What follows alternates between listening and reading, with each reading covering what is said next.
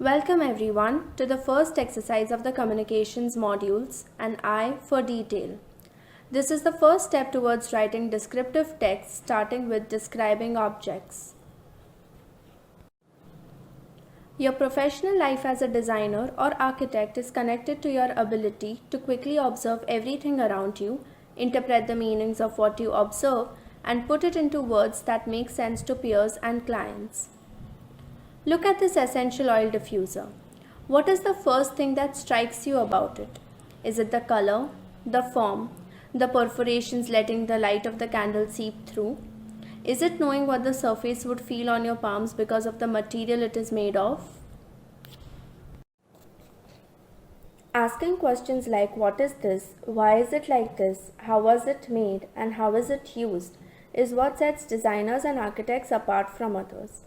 Noticing details, identifying what matters, describing them meaningfully are habits that are formed through daily practice, and they become easier if you're familiar with techniques that help articulate what you perceive, making use of all your senses. Imagine a friend who is a teacher who needs a bookshelf and you remember seeing this one and think it is ideal for what they need. How do you tell them about it? Do you start by telling them it is wooden and therefore gives the whole room a sense of stability? By mentioning that it is a floor-to-ceiling bookshelf which will easily accommodate all their books? Or by drawing attention to the fact that each shelf is divided so they won't bend with the weight of the books, but also your friend may be able to put up labels which will help the students. Describing an object, just like describing a space, depends on three aspects: the object, the reason for the description, and the reader or listener to whom the description is addressed. Your first descriptive text is of an object rather than a space, so you have time to think of all these aspects without being overwhelmed by how much there is to say. Once you are comfortable with the techniques that help you approach a description, you can use them for more complex ones as well. So, what are you going to learn through this exercise? As a designer, you will learn to ask questions and hone your observation skills. You will learn to name what you see, identify the form, color, material, and weight of the object you have selected, and use all your senses to understand and describe it. You will also learn to always place an object in context and remember that objects do not live outside their connections with people who use them. Since we do this as a class exercise, you will also continuously help and challenge each other, pointing out to your peers what more is needed to make their observations more accurate and complete. While working on your own object description, you will also learn how to read somebody else's text and identify what works and what doesn't work in their writing. Learning from such examples is one of the best ways to find your own style. And finally, this is what we are primarily concerned with. You will think very critically for the first time in this course about the job that titles, captions, images, and text are supposed to do. You will try out techniques and work with them so that you can communicate to your reader everything you want to. And you will also begin to think of the structure and the sequence that make a description more effective. This is not going to be an individual work. A lot of writing often needs our peers, friends to be involved and tell us when it works and when it doesn't. To start you off, this is the kind of concrete situation you are likely to find yourself in. As a design professional, you have been asked to describe objects immediately accessible to you, which you find interesting in their material aspects for an online magazine called Familiar Forms. The magazine covers a wide range of design issues and has a readership that includes designers and other people alike. You need to come up with a description of a piece of furniture or a product for household use or a decorative object such as a wallpaper, a bed cover, or a vase, which discusses its material properties and the specifics of the user's interaction with it without advertising for it. This is the kind of text you're working with for this assignment. Remember, this is going to be a descriptive piece, which means that you have to talk about the object in such a way that you capture all its material qualities and everything that is relevant about how it functions in its context and how the users engage with it. You have between 300 and 500 words for this. Do not think of this as a word limit. Nothing will happen if your text is 250 words long if you manage to cover all aspects. In general, though, it is impossible to capture everything in less than 300 words if your object has sufficient complexity and you pay attention to detail. You should use at least 2 photographs and captions in order to make it easier for the reader to understand what you are talking about.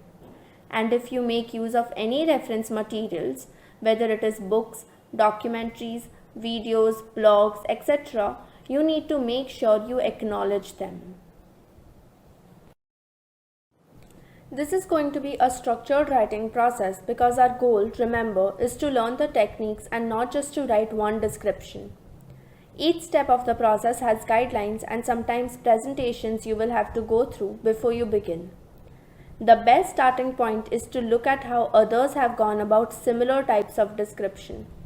This will introduce you to the first reading technique, how to read a text in order to learn from the strategies and style that the writer has used. Use the same techniques to analyze and learn from the other samples and from your peers' work as well. Once you have done that, you're ready to select your piece of furniture or other object that you're going to describe and to begin to write. This exercise will go through 2 rounds of review. Remember, you do not have to do everything at one go. Your first draft needs to focus on having all the content captured. With the second draft, you will begin to think of how to talk about it so that it makes sense to the reader. Make sure you look at the grading rubric from the very beginning and use it as a checklist to make sure that you have learned all the skills that this exercise is meant to develop and your writing shows it. When you select your object, make sure you are able to see it, touch it, turn it upside down all the way through the end of the exercise. You cannot choose something that you have seen when you were a child or something that you have seen on the internet because you do not have access to these objects. If you choose a rolling pin, you will soon run out of things to say about it. So make sure that you select something that has enough complexity, that is designed with a specific intention, and you are able to identify the intention as well as the object's use. When you feel you are ready to submit your first draft, have a look at this checklist. Make sure that you have covered everything mentioned on it because the feedback you receive will take all these aspects into account. For the second draft, your focus will be on incorporating the feedback you have received for the first draft and then working with the content to make sure it has a logical flow that helps the reader and the language you use is both accurate and correct. If you fail to submit a draft, you lose the opportunity to receive feedback for it and to rework it. You also lose the opportunity to progress and develop your writing skills. Here is your final submission checklist. Make sure everything is in place before you hit that submit button. If you followed the process, you will have covered all the areas that you are going to be graded on. That is content, structure, use of language, and demonstrating progress. If your description captures the material qualities of the object through all your senses, places the object in context, and talks about how it is used, chances are that your content is excellent. If you have approached the description logically, starting from the title that makes the reader curious about the object and which is clear and professional, and going on to describe the object through both image and text in a sequence that helps the reader visualize it, you are well set for structure as well. Finally, if you have taken time to find the right words for various component parts for the making processes, and you are using a language that is simple and elegant, your language is on right track as well. What matters though is not to achieve an excellent piece of writing, but rather to learn what are all the aspects to keep in mind in order for your writing to keep getting better and better. Now that we have established what our aim is with this exercise, let us take the first steps into the process.